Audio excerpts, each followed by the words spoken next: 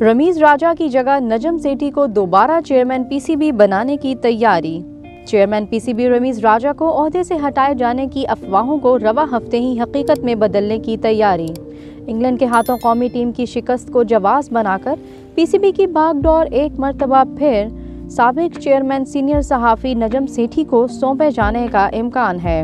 सरपरस्ते आला वज़ीर आज़म शहबाज शरीफ को पीसीबी में तब्दीली के हवाले से आईपीसी से समरी मौसूल हो चुकी है, जिस पर रवा हफ्ते दस्तखत होने का इम्कान है। चेयरमैन की तब्दीली को यकीनी देखते हुए पीसीबी हुक्काम ने नौकरी बचाने के लिए भाग दौड़ शुरू कर दी।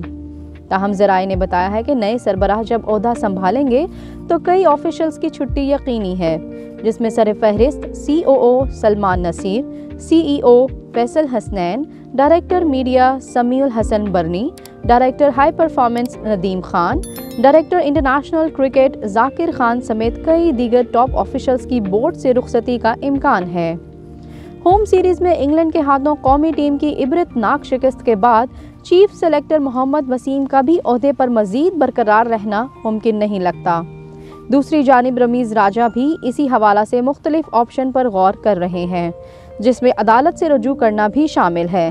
साबिक वज़ीर आज़म इमरान खान ने अपने दौर में रमीज राजा को एहसान मानी की जगह 3 साल के लिए चेयरमैन पीसीबी मुकर्रर किया था। ताहम लीगी क़यादत के करीब होने के बाइस नजम सेठी को दोबारा चेयरमैन बनाने का फैसला हो चुका, जिसकी मंजूरी लंदन से भी मिल चुकी है।